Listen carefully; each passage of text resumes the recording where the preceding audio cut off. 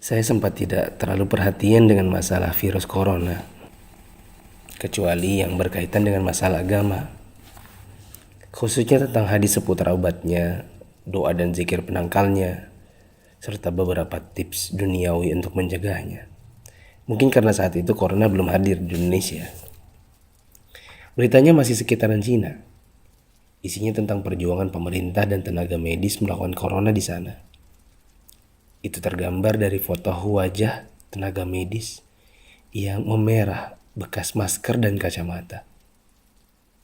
Saya hanya sebatas mengerti betapa beratnya tugas mereka. Saya sempat jengkel saat melihat video warga Iran yang menjilati pagar kuburan dan membaca tulisan tentang rakyat Italia yang dinilai sangat meremehkan. Tapi itu pun hanya sambil lalu karena positif pertama di Indonesia pun belum kedengaran. Tanggal 2 Maret 2020 yang ditakutkan pun terjadi. Pasien corona pertama di Indonesia diumumkan oleh Presiden Jokowi. Inilah takdir Allah yang harus sabar dihadapi. Pandemi corona telah memasuki negeri ini. Jumlah pasiennya bertambah hari demi hari. Gambar-gambar mirip dengan yang di Cina bermunculan di grup sana sini. Ada bekas alat pelindung diri tergurat di pipi. Tenaga medis bicara dengan kertasnya. Kami kerja untuk kalian, mohon kalian tetap di rumah untuk kami. Ada juga yang bunyinya, haus, ingin minum, tapi gak berani. Seorang dokter yang sudah sepuh dalam balutan baju perang seolah berkata, jikapun ajal datang, tidak mengapa. Karena raga yang sudah tua ini memang harus ikut berjuang, tidak hanya bisa berdiam diri. Ikatan Dokter Indonesia menyampaikan belasungkawa karena 7 orang dokter di garda depan meninggal. 5 dari mereka wafat karena tertular virus ini.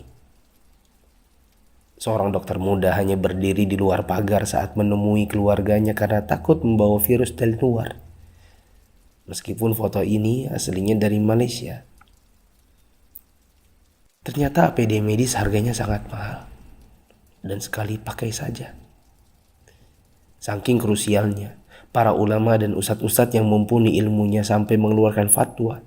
Bolehnya tim medis sholat tanpa wudhu, tanpa tayamum.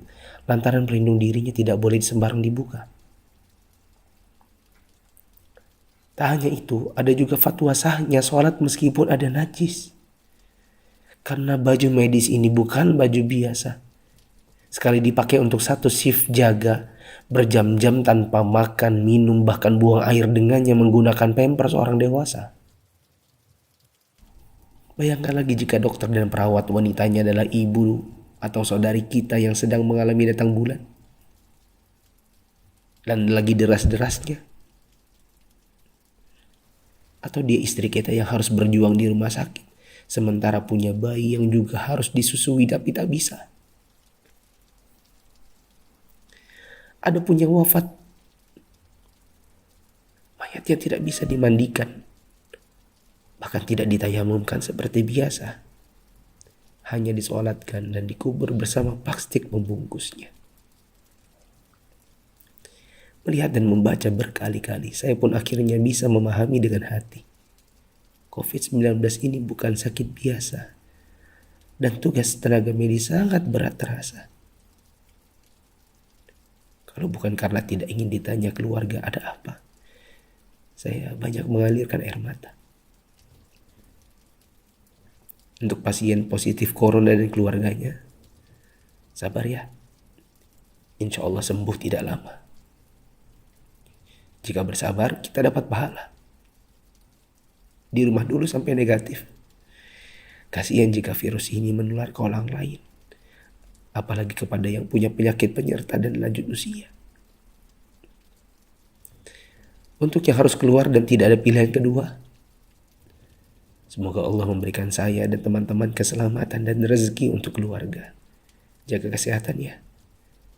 Usahakan jaga jarak dengan orang di sekitar kita. Kita tidak tahu siapa yang tertular, siapa yang sehat. Karena yang positif corona pun bisa jadi tidak merasa karena tidak ada gejala. Untuk yang masih abai dari solidaritas bersama, Saya ingin mengetuk pintu hati dan meminta waktu teman-teman sebentar saja. Yuk kita berpikir bersama. Jika teman-teman menggunakan media sosial atau punya kotak kaca media massa, teman-teman pasti sudah mendengar berbagai penjelasan wabah yang melanda. Pemerintah, dokter, para pakar sudah bicara, dari wawancara hingga rekaman video HP sederhana. Para ahli statistika mengemukakan data dengan tabel, grafik, dan semua media yang mereka punya. Teman-teman pun tinggal ketik halo di WA COVID-19 dan bertanya dengan input satu huruf saja. Jika data itu jelimet untuk dibaca, mungkin teman-teman bisa nonton versi kartunnya. Semua tenaga sudah dikerahkan oleh berbagai kalangan untuk membuka mata hati kita. Jika tidak ada waktu untuk membaca, meme korek api pun sudah tersebar di mana-mana. Sampai-sampai ada yang berpikir, mungkin kalau simulasi penularan virus corona ini pakai video game, barulah anak muda yang meremehkan corona akan mengerti dan percaya. Mereka pun membuatkan potongan video gamenya. Artinya, jika usaha seperti ini masih belum menyadarkan kita, entah dengan cara apa lagi. Apakah tongkrongan kita butuh ditembaki dengan gas air mata baru kita mau meninggalkannya? Pemerintah tidak minta uang dari kita. Mereka hanya ingin kita mengikuti arahan mereka. Untuk yang menimbun dan menipu, semoga Allah memberikan teman-teman hidayah dan memaafkan dosa-dosa kita semua. Dan menimbun barang yang dibutuhkan masyarakat saat masa sulit itu termasuk dosa. Rasulullah SAW bersabda, la yahtakiru illa khati. Tidaklah menimbun barang kecuali orang yang berdosa. Terlebih lagi bila menipu dan berdusta.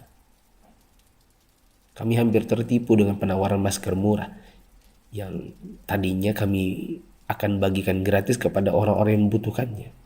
Di mana hati kita? Apa kita bisa tertawa saat orang lain menderita? Teman, turunkanlah harganya ke harga normal jika engkau tidak bersedia menggratiskannya, seperti pahlawan jalanan yang membagikannya.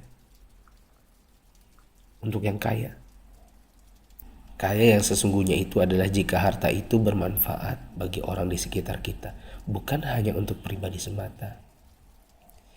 Yakinlah, kekayaan, saldo ATM, rumah miliaran, outfit jutaan, mobil mewah, memang membuat kita besar di mata manusia, tapi tidak ada artinya di sisi Allah yang Maha Kaya jika tidak menghasilkan amal dan pahala. Saya mau sumbang jam tangan dan beberapa barang lainnya yang mungkin tidak seberapa jika dibandingkan dengan teman-teman menyumbangkan harta nantinya. Terserah untuk pos dana apa, mungkin masker, mungkin APD tim medis, hand sanitizer, sabun cuci tangan, dan sebagainya. Kita harus cintai harta kita ini dan bawa dia ke akhirat, jangan sisakan untuk dunia. Untuk Bapak Presiden, BNPB, para gubernur, wali kota, dokter, perawat, ustadz, influencers, dan fundraisers, thanks for all you've done. Terima kasih. Jazakumullahu khairan. Semoga Allah balas teman-teman dengan tambahan iman, hidayah, dan pahala, hingga kita semua bisa dikumpulkan Sang Pencipta di dalam surganya. Jika menurut teman-teman ada orang di luar sana yang belum tergerak hatinya untuk punya empati kemanusiaan dalam wabah corona ini, coba kirim ke mereka. Siapa tahu setelah ini mereka bangkit mengerjakan amal kebajikan dan kita ikut dapat pahalanya.